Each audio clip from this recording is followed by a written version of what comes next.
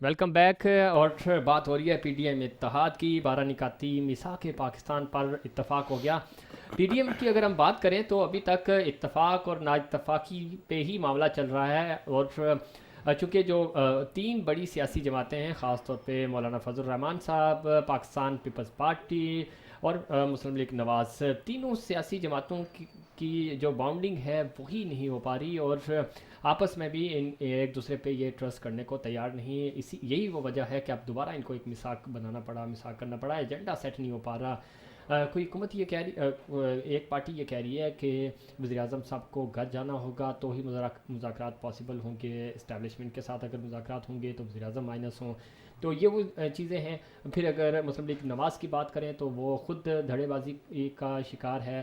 Pakistan Peoples party بھی back foot پہ نظر آ رہی ہے. مولانا فضل الرحمان فرنٹ فوٹ پہ آنے کی کوشش کر رہے ہیں، لیکن یہ دونوں جماعتوں پہ ان کو ٹرسٹ نہیں ہے. اکمل صاحب کس طرح دیکھتے ہیں اس اتحاد کو؟ ابھی اس اتحاد کو مشکل سے ایک مہینہ بھی نہیں ہوا، ایک مہینے سے کچھ دن ہی زائد ہوئے ہیں، اور یہ ان کو دوبارہ میثاق کے پاکستان بنانا پڑا 12 نکاتی. تو یعنی اتنی جلدی جنوری میں تو یہ حکومت کو گھر بھیجنے کی بات کر رہے ہیں، اور دوسری طرف آپس میں ان کا ایجنڈا سیٹ نہیں ہو پا رہا کہ ہم نے کرنا کیا ہے. اصل میں ان کا ایجنڈا سیٹ ہوگا بھی نہیں. اس کی وجہ یہ ہے کہ جیسا کہ آپ کو میں نے بتایا نا کہ اصل میں اس میں بالکل ایک دوسرے کے کانٹراڈکٹ رکھنے والی پارٹیز جو ہیں وہ ایک دوسرے کے ساتھ اگر مل رہی ہیں اور ان کا آپس میں کسی ایک نقطے پر اتفاق ہو نہیں سکتا، ٹھیک ہے نا. اب اس میں یہ لوگ جتنی بھی ایفرٹس کرتے رہیں، پھر میثاق پاکستان آ جائے گا، پھر میثاق دنیا آ جائے گا، پھر میثاق یونیورس آ جائے گا. صحیح. تو یہ میثاقوں پہ میثاق آتے رہیں گے، لیکن بیسیکلی یہ اس چیز کا ایک ایویڈنس ہے کہ ایک دوسرے کے اوپر یہ لوگ ان لوگوں کے اوپر لیک آف کانفیڈنس ہے، بالکل ٹرسٹ نہیں ہے ایک دوسرے کے اوپر. اس لیے یہ ایک دوسرے کو باؤنڈ کرنے کے لیے اس ٹائپ کے ایگریمنٹس جو ہیں وہ کرتے رہتے ہیں. اچھا، ان ایگریمنٹس کے نکات بھی دیکھیں تو وہ بھی اپیرنٹلی بڑے ان ریئلسٹک نظر آ رہے ہیں. خاص طور پہ اس وقت کووڈ کی جو سچویشن چل رہی ہے اس میں جو ہے نا، خدا نہ خواستہ اللہ نہ کرے، اور جو مجھے نظر آ رہا ہے کہ اتنے نمبرز بڑھیں گے، مینی ڈیتھس بہت زیادہ بڑھ جاتی ہیں یا کورونا بہت زیادہ اسپریڈ ہو جاتا ہے، تو اس میں اس ٹائپ کے جلسے جلوس اور یہ وہ، تو یہ ساری چیزیں پرابلمسٹک ایریاز کریٹ کر سکتی ہیں. ٹھیک ہے نا. اس کے بعد پھر انہوں نے وہ جو اس میں نکات رکھے ہوئے ہیں کہ یہ وزیر اعظم صاحب گھر جائیں گے اور بیک ڈور کوئی ڈپلومیسی نہیں کرے گا یا اس طریقے کی چیزیں، یہ بھی امپاسبل ہیں. ایسا پاسبل نہیں ہو سکتا. نہیں ہے. اور پھر بالکل سے کہہ رہے ہیں گھر جائیں گے. دو گروپ کام کر رہے ہیں. نواز شریف گروپ الگ ہے، شہباز شریف گروپ الگ ہے، اور مریم بی بی کا بالکل الگ گروپ ہے. بالکل ایسے جو گروپنگ ان کی اپنی ہے وہ الگ پالیسی لے کے چل رہے ہیں. پاکستان پیپلز پارٹی کی اگر ہم بات کریں تو پی پی پی کے جو لوگ ہیں، بلاول بالکل الگ ہیں اور زرداری صاحب بالکل الگ پیج پہ ہیں. انٹرا پارٹی بھی ان کے وہ چیزیں ہیں. پھر چونکہ سندھ حکومت ان کے پاس ہے، یہ نہیں چاہ رہے کہ سندھ میں کسی طرح کا بھی کوئی چھیڑ چھاڑ کرے وفاق ان کے ساتھ. اس پہ بھی تھوڑا سا بیک فوٹ پہ ہے. صرف فضل الرحمان ہے جو بالکل ان کے پاس، چونکہ وہ خود اسمبلی میں نہیں ہے تو اس لیے وہ جارحانہ جا رہے ہیں. پیپلز پارٹی کے حوالے سے تو میں یہ بولوں گا میثاق جمہوریت میں کہ خوب پردہ ہے کہ چلمن سے لگے بیٹھے ہیں، صاف چھپتے بھی نہیں، سامنے آتے بھی نہیں. تو اب وہ یہ ہے کہ اب وہ صاف بالکل اپوزیشن والا جو سٹانس لینا چاہیے، جیسے مولانا فضل الرحمان صاحب ہیں یا سم ہاؤ جو ہے وہ مریم نواز، وہ فل فلیج جو ہے نا، مطلب آپ سمجھے کشتیاں جلا کے وہ لوگ آگے آئے ہیں. جبکہ آن دی ادر ہینڈ آپ دیکھیں پیپلز پارٹی ہو گیا یا بلاول زرداری ہو گیا یا اس کے علاوہ جو دیگر ود ان دی اسمبلی جو پارٹیز ہیں، ٹھیک ہے نا، وہ اس کو اتنا مطلب بڑا بیلنسڈ لے کے چل رہی ہیں کہ کھیل خراب بھی نہ ہو اور کام بھی چلتا رہے. دوسری طرف یہ ان کی یہ پالیسی بنی ہوئی ہے کہ نہ کھیلیں گے نہ کھیلنے دیں گے. تو یہ دو جو بیسک جو گروپس ہیں، انٹر پارٹیز بھی ہیں اور ود ان دی پارٹیز بھی ہیں اور دوسرا بھی. تو اس وجہ سے ان لوگوں کو ہر روز جو ہے وہ ایک نیا میثاق کرنا پڑتا ہے. اگلے دن وہ پھر ٹوٹ جاتا ہے، پھر کوئی نیا میثاق ہوتا ہے، پھر وہ ٹوٹ جاتا ہے. لیکن جنوری تک میرے حساب سے، جنوری فروری تک یہ ساری گرما گرمی لگانے کی کوشش کرتے رہیں گے انلیس کہ سینٹ کے انتخابات نہیں ہو جاتے. بالکل میں اسی طرف آ رہا تھا. اچھا وہ آپ نے سینٹ کے انتخابات کا خود ہی تذکرہ کر لیا. اصل امپورٹنس یہ بھی ہے، کہا یہ جا رہا تھا گلگت بلتستان کے الیکشن کے حوالے سے کہ یہ شاید یہ الیکشن پاکستان پیپلز پارٹی کو چند سیٹس مل جائیں گی اور ملی جلی حکومت بنے گی وہاں پہ. تاکہ تھوڑا سا ہاتھ ہلکا رکھا جائے, سینٹ الیکشنز نکالے جائیں. لیکن وہاں کے جب ہم نے رزلٹس دیکھے تو رزلٹ بالکل ڈفرینٹ آئے ہیں. پاکستان تحریک انصاف کو لیڈ تو ملی ہے لیکن آزاد امیدوار ان کے ساتھ ساتھ کھڑے ہیں. تو انہیں ثابت یہ ہوا کہ آزاد امیدوار اور یہ مل کر حکومت تو وہاں بنانے میں کی پوزیشن میں ہے. پاکستان پیپلز پارٹی کو جو ہم ڈیل کہہ رہے تھے وہ نہیں ہو سکی. اب یہ کہا جا رہا ہے کہ سینٹ انتخابات کے فوری بعد شاید وفاق جو ہے وہ سندھ کا رخ کرے گا, اور سندھ میں تھوڑا سا جو اومنی گروپ تھا اور یہ چیزیں تھیں اس پہ دباؤ بڑھے گا پاکستان پیپلز پارٹی پہ. آپ کو لگتا ہے کہ سینٹ کے فوری بعد, یہ اور حکومت بھی اپوزیشن بھی یہی چاہ رہی ہے کہ تاکہ تھوڑا سا پریشر رکھے, حکومت پہ پریشر رہے تو وہ ادھر ادھر بھی نہ دیکھ سکے, پاکستان پیپلز پارٹی بھی شاید اسی طرح کا. آپ کو لگتا ہے کہ وفاق یہ رسک لے گا سندھ میں آنے کا؟ دیکھیں وفاق کو سندھ میں آنے کا رسک لینے کی ضرورت ہی نہیں ہے. وفاق کی اگر آپ وفاق سے مراد پی ٹی آئی ہے, پی ٹی آئی مطلب چھیڑ چھاڑ کرے گی صوبے میں. پی ٹی آئی جو ہے وہ دیکھیں ان کے آلریڈی یہاں پہ ایم پی ایز بھی موجود ہیں, ان کی یہاں پہ پریزنس بھی ہے, ان کو یہاں سے ووٹ بھی ملا ہے, سب کچھ ملا ہے, اور آئینی اور قانونی طریقے سے یہ جو بھی اقدام کریں گے دیٹ شوڈ بی ویلکم. اگر بیونڈ آئینی اور قانونی طریقے سے آنے کی کوشش کریں گے تو ظاہر ہے اس کو تو ہر فورم کے اوپر جو ہے نا وہ ایکسیپٹ نہیں کیا جا سکتا کسی بھی صورت میں. تو بجائے اس کے کہ وہ کوئی غیر پارلیمانی طریقے سے آئیں یا غیر آئینی طریقے سے آئیں, کوئی ایک مل بیٹھ کے کوئی اس طرح کا کوئی حل نکالنا چاہیے کہ جس سے پرابلم جو ہیں وہ سولوشن کی طرف جائیں. اور دوسری بات آپ یہ کہہ رہے ہیں کہ جی پی ٹی آئی جو ہے وہ سندھ کی طرف آئے گی, تو پی ٹی آئی پہلے پنجاب اور کے پی کے اوپر تو فوکس کر لینا. وہاں پہ تو ابھی دودھ اور شہد کی نہریں پہلے بہا دیں تو پھر اس کے بعد سندھ کی طرف فوکس کریں. تو ہمارے پاس اگزامپل بھی ہوگی کہ دیکھیں جی انہوں نے وہاں پہ یہ کام ہو گئے. اب وہ جی کوئی بات آتا ہے تو جی یہ تو پروونشل چیپٹر, یعنی کوئی بھی غلط کام ہوتا ہے تو وہ جی پروونس کا مسئلہ ہے, پروونشل چیپٹر ہے. اب یہ بات کرتے ہوئے پی ٹی آئی والے خاص طور پہ یہ بھول جاتے ہیں کہ چلو اگر پروونشل چیپٹر ہم قرار دے رہے ہیں تو چلو سندھ میں ہماری گورنمنٹ نہیں ہے تو کے پی کے میں اور پنجاب میں اور بلوچستان میں بھی سم آؤ, وہاں پہ تو ان کی اپنی گورنمنٹ ہے نا, تو پھر وہاں کی چیزوں کو کیوں نہیں کیا. وہ تعلیم اور صحت کے حوالے سے فار ایگزامپل میں ایک بات کرتا ہوں, تو تعلیم اور صحت کو یہ لوگ اکثر بیشتر یا صفائی ہو گئی یا دوسرا سسٹمز ہو گئے, بلدیاتی انتخابات کے حوالے سے ہو گیا, تو چلو جی سندھ میں نہیں ہوئے تو پنجاب میں کون سے کروا دیے, کے پی میں. اس پہ بڑی زبردست ریمارکس آئے ہیں عدالت کے, سپریم کورٹ کے, وہ یہ کہہ رہے ہیں کہ آپ نے ڈاکہ ڈالا ہے عوام کی حق پہ, اور اتنا عرصہ ہو گیا, اتنے مہینے اوپر ہو گئے ہیں, آپ کیوں بلدیاتی انتخابات؟ دیکھیں میں ایک بات بتاؤں, اگر آپ بلدیاتی انتخابات کو ڈیلے کرنا اتنی بڑی غداری ہے کہ جس طرح اگر آپ نیشنل اسمبلی کے الیکشنز کو ڈیلے کر دیں, پروونشل اسمبلی کے الیکشنز کو ڈیلے کر دیں, وہ پھر بھی ایکسیپٹیبل ہو سکتے ہوں گے.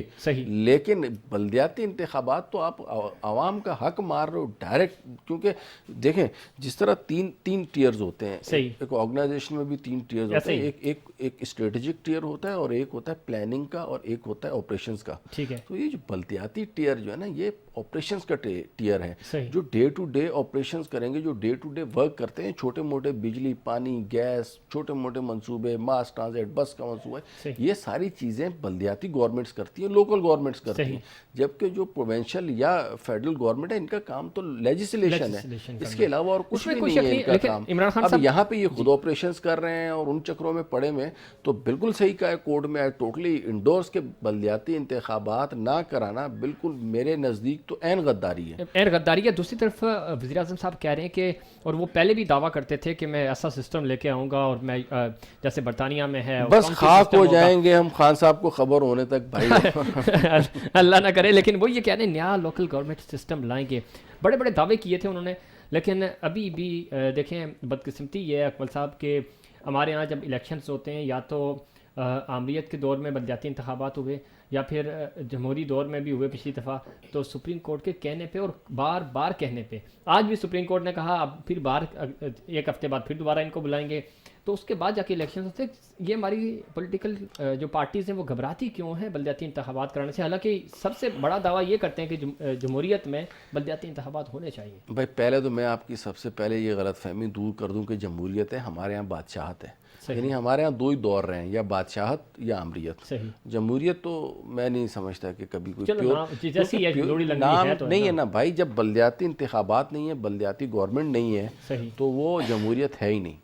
جس ملک میں بلدیاتی نظام نہ ہو وہ بادشاہت بادشاہت نظام تو غلام بنے ہوئے نا بھائی, غلام ابن غلام آپ کے سامنے آ رہے ہیں کہ صوبائی اسمبلی کا کام ہے کہ سڑکیں بنائے, یا ایم پی اے کا کام ہے کہ آ کے سڑکیں بنائے, یا ایم این اے نہیں ہے نا. یہ تو لوکل گورنمنٹ جو اپنے علاقوں کے جو لوگ ہیں ان لوگوں کا کام ہے اپنے محلے کی سطح کے اوپر وہ جنرل کاؤنسلرز یا کاؤنسلر یا جو بھی انتخابی سسٹم ہے ان کو منتخب کریں اور اپنے سسٹم کو خود صحیح کریں, تاکہ کل علاقوں کو ان کو یہ نہ بولنے والا ہو کہ ہمارے علاقے کا ذمہ دار کون ہے. اب یار اگر میری میرے گلی کا سڑک نہیں بن رہی ہے, گٹر بند ہے, تو میں کوئی ایم پی اے کو اور ایم این اے کو تھوڑی پکڑوں گا, میں تو اپنے بلدیاتی نمائندوں کو جا کے پکڑوں گا نا بھائی. ان کو بیچاروں کو بالکل بے بس کیا ہوا ہے, ان کے پاس اختیار ہی کوئی نہیں ہے, کچھ بھی نہیں ہے, نہ کوئی سسٹم ہے. اور یہی حال ہے یہ کراچی میں تو آپ کو بالکل نظر آ رہا ہے, کیونکہ کراچی کو میڈیا بھی بہت زیادہ ہائی لائٹ کرتا ہے. لیکن اوور آل کنٹری کا, پورے ملک کا یہی حال ہے کہ کوئی بلدیاتی نظام جو ہے نا وہ یہاں پہ ہے نہیں. اور اسی وجہ سے یہ جو آپ بات کرتے ہیں نا چینی شارٹ ہو گئی یا,